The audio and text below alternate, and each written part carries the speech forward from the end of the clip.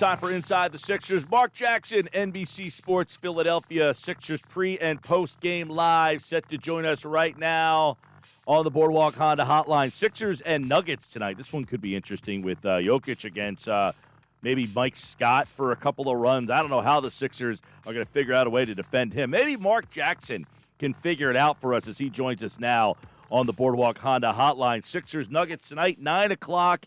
You can hear the game on 97.3 ESPN and watch the coverage from NBC Sports Philadelphia. What's going on, Mark? How are you, pal?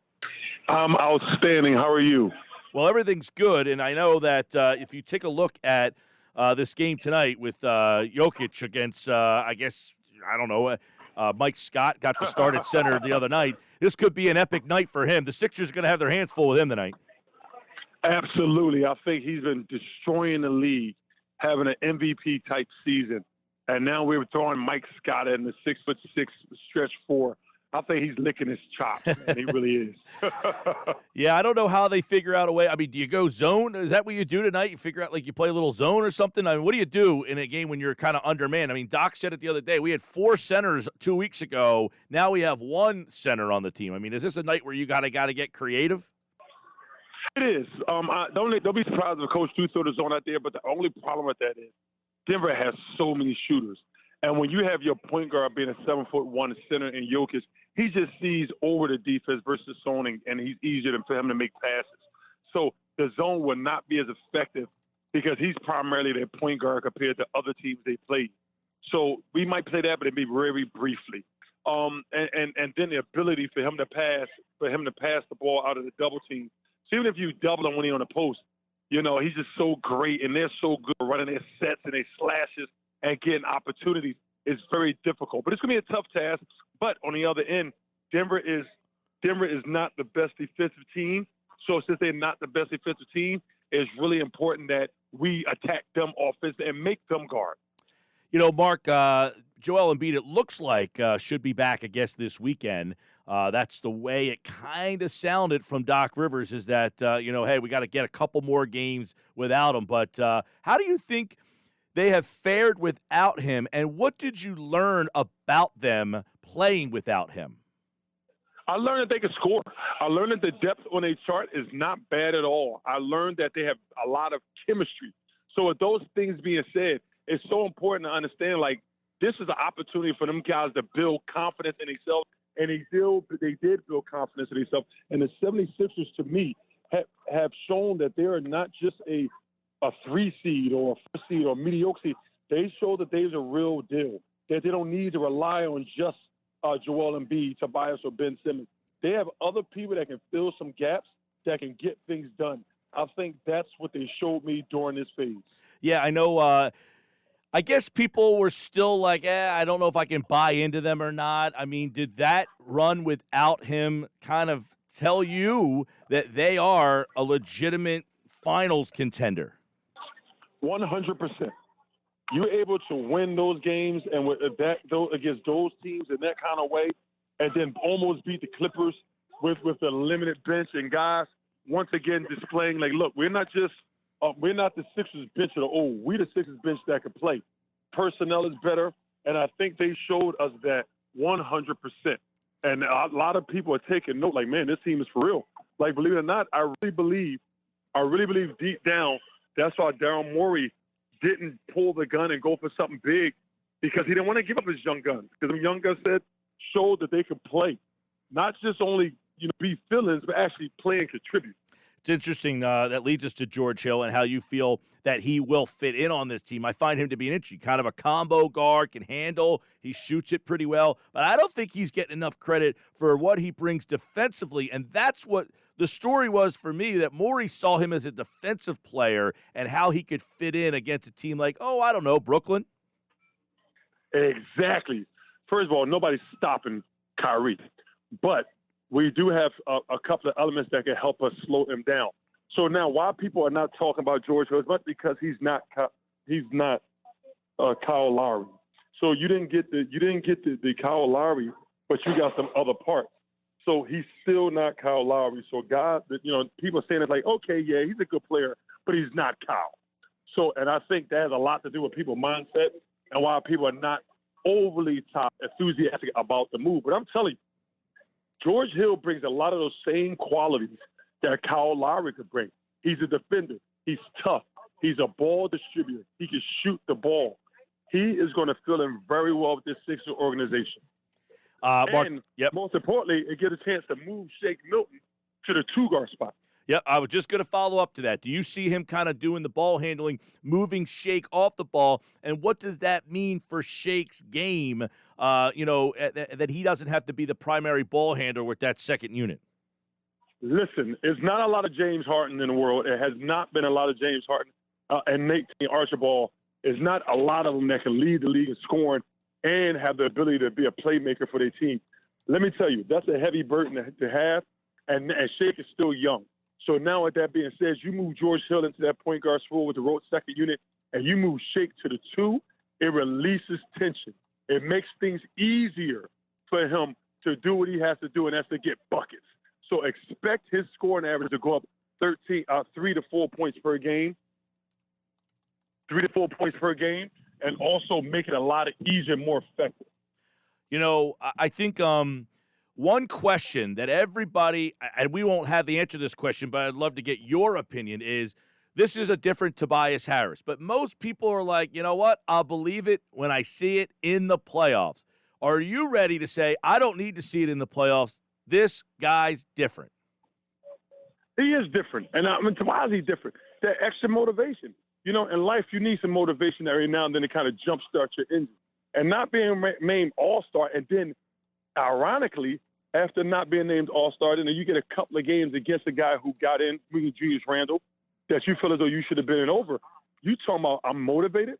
Now I'm facing a guy who got in over me? Oh, this is personal for me. So it's like a blessing in disguise for the 76ers because it forces Tobias to prove his worth again. He had to prove his worth over years of being a good player. He had to prove his worth to try to make an all-star. A lot of people thought as though he should. So now it's just give him more motivation to come out and destroy guys in front of him.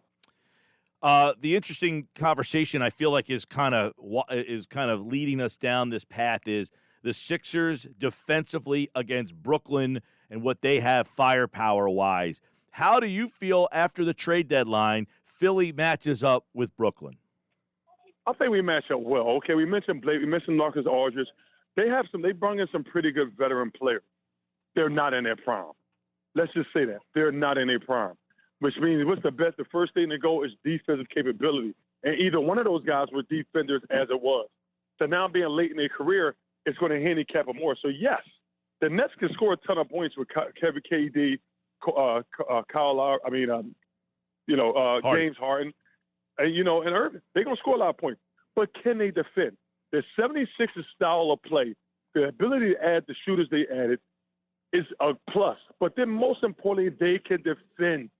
That's the plus that they have over the Nets, their ability to shut people down or make it hard for them to score. And then you have a mismatched nightmare. Joel Embiid cannot be stopped on the offensive side of the court. And defensively, he is probably the best perimeter big man in the league, which means you switch. Kyrie, okay, no problem. You're not going by a Joe Smo. You got a real defender that can guard you for a few seconds on the perimeter. So I think that gets to me. That's a big plus for the Sixers. I'm interested, too, because I feel like Milwaukee got off to that slow start and people were kind of like, but this is a team that has been playing so far out in front the last couple of years. And I wonder if they have reshifted their focus from a regular season mindset to saying, hey, look, maybe we, push the pedal to the metal a little too hard in that 82-game slate. Do you see a different mindset and a different Bucks team and maybe a better Bucks team? Are they better? I believe that. When they added Drew Holiday, I was like, oh, man, they're a lot better. But watching them throughout this season, I think they're still struggling with chemistry.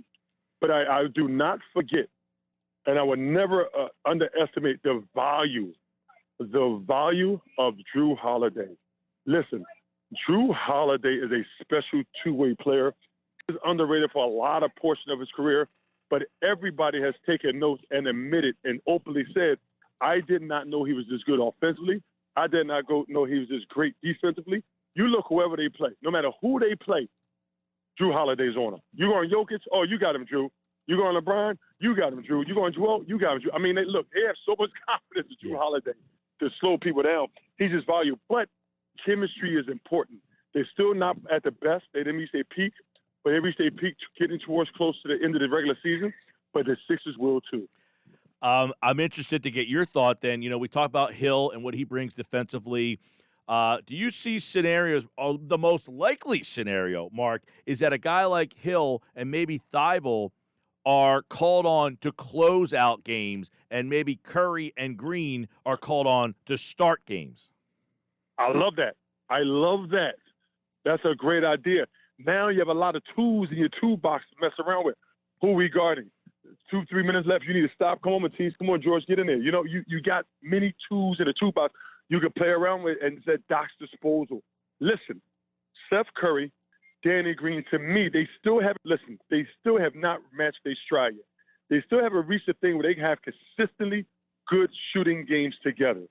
Steph Curry will get off, Danny Green will struggle. Danny Green will get off, Steph Curry will struggle. They still have not reached their peak together. And that's going to come, I truly believe that. But when you got other guys you can plug in for them, and a good thing, I want you to think about this. Think about years past, even we thought Sixers made them a contender. When you put your rotation guys in, our defense shrunk, our offense, like went at a snail's pace. Now you added guys that not just keep you afloat, but they can make a run. So it's a lot of things that's going on in that Sixers locker room organization as far as personnel that is all for the better of the team. Marc Jackson, it's the Sixers and the Nuggets tonight, by the way. You can listen to the action right here on 97.3 ESPN or watch all the action on NBC Sports Philadelphia. Is there another team in the East? Miami, Boston's got all sorts of problems. I don't know. I mean, I guess Charlotte would be the 4 team right now, but is there anybody else, or do you think this is Miami's the defending Eastern Conference champs. Atlanta's played a lot better since they made the coaching change. Boston, I guess, can get things put together, but is this a 3-team race in the East, or is there somebody else? I think it's a 3-team race, but I wouldn't be surprised if the Pacers start making a run to improve their ball club and to be able to be a challenger in the East. But listen, in the beginning of the season, I made a thing, and I said Miami will not do as well, and I also said the Boston will not do as well. And people say, oh, you're nuts. And I told you what I said comes true. I'm a mind reader, and I know the future. But I'm telling you, the Pacers are going to make a run late into the season now that they got LeVert healthy.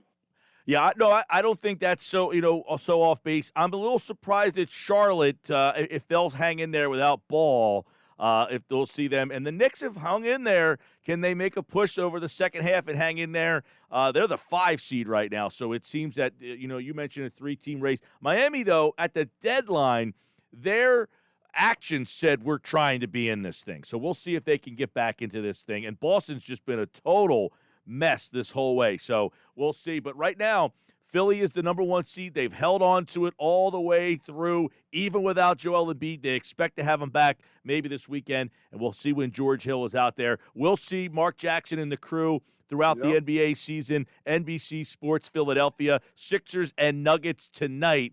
And, of course, you can check out all the action on NBC Sports Philadelphia. Mark, it's always a pleasure, buddy. Good talking to y'all guys. Have a good night.